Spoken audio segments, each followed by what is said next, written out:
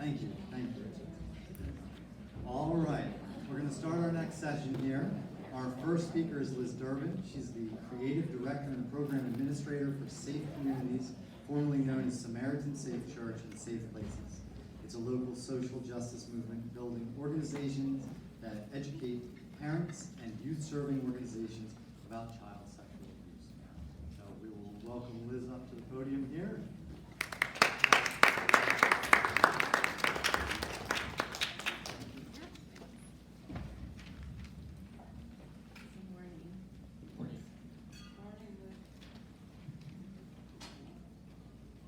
The smell of turkey, mashed potatoes and gravy, sweet potato casserole, and green beans wafted through the door.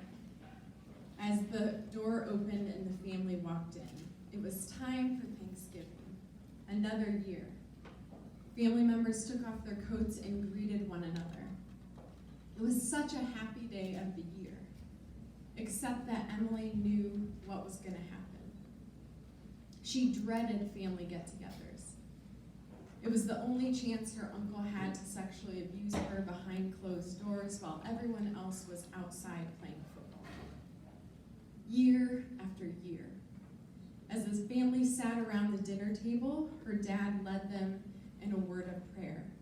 He asked them to hold hands.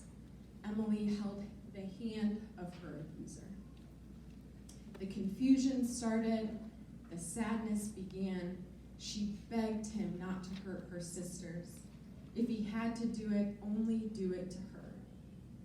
The cutting started, the suicide attempts started.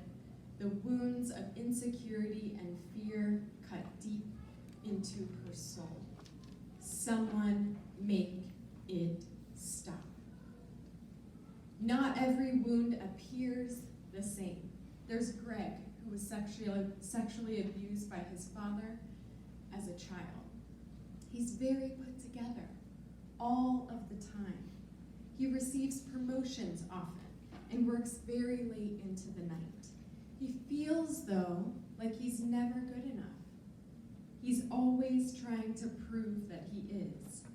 He struggles with people-pleasing, with boundaries, with staying focused, and with religious compulsion and shame. His wounds do not appear with hopelessness, but his wounds are deep and they're gaping. Someone make it stop. Invisible wounds. The invisible wounds of child sexual abuse. Because these wounds cannot be seen, some people don't even think that they're real. They don't understand that the impact can last for decades. People judge. They make assumptions and statements about people without knowing anything about them or their story. I just don't understand why she can't hold a job down. Why does he have such a hard time with authority? Why can't they sit still? They're an adult. She cannot keep her commitments. I just don't get it. He seems so angry all the time. She doesn't even go to church anymore. I just can't believe it. The reality of child sexual abuse is that 1 in 4 girls and 1 in 6 boys will be sexually abused before their 18th birthday. Let that sink in. Oftentimes, survivors might not even know what's wrong with them. They articulate that they feel different. They may or may not remember what has happened. It's such a traumatizing experience that their brain stores the memory differently, and they may not even remember that it happened.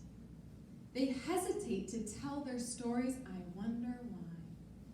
They hesitate because people say things like, "Are you sure that really happened? I cannot believe he would do such a thing. He is such a good man. Have you forgiven them for the abuse?" Sometimes we just need to move on. That was a long time ago. Why are you just saying something now? was your role in all of this? After all, you were 14. Where were you and what were you wearing? Victim blaming. Maybe if you prayed more, it would help. Spiritual bypassing. When I look around at the different sectors of our communities, I see a willful blindness. Why? Because it would destroy the entire reality that people have constructed around themselves if they actually allowed themselves to believe how often abuse happens and that abusers look and act just like they do. In a study, 90% of sex offenders, when interviewed, identified themselves as very religious.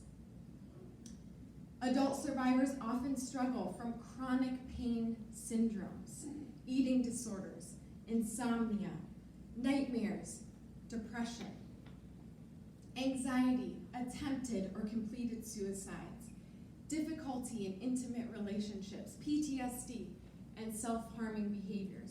Don't zone out because I'm giving lists, okay? Hear these. In addition to these behavioral symptoms, there are significant cognitive implications for survivors of child sexual abuse. Inability to make a decision, confusion, poor appetite, lack of concentration, poor memory, and a lack of problem-solving mentality. All these then lead to anxiety, grief, panic attacks, agitation, dissociation, inappropriate responses. In addition to all these symptoms, then come a long string of psychiatric diagnoses. The mental health system does not connect the trauma to the current mental situation. No one even asks the question, were you ever sexually abused as a child? So pills become their answer. How in the world do you cope with all these symptoms? Oftentimes our culture wants to fix them. Fix their substance abuse. Fix their eating disorder. Fix their risk-taking. Fix their sexual promiscuity. And they have no idea. Survivors also face intense spiritual wounds. They often feel abandoned by God. They feel pressured to forgive, but they can't. They see abuse as punishment from God. They might believe that God wants them to suffer. They have unexpressed anger at God. Oftentimes they carry extreme and deep shame and truly believe that they're a bad person. Sometimes they stop believing in God altogether. Some questions that survivors of child sexual abuse might ask is, where was God when I was raped? Am I defiled, dirty, or unclean? Why didn't anyone protect me? I'm sure you've all heard of Dr. Maya Angelou. She says sexual abuse can take a child who knows nothing and turn her into a child who believes nothing.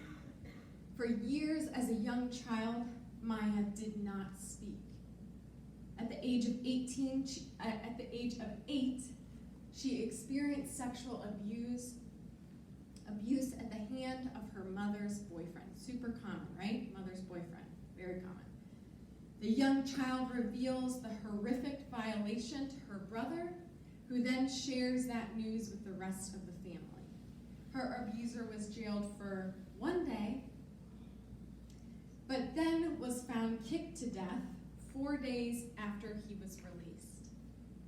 She stopped speaking, believing, and as she stated, I thought my voice had killed him.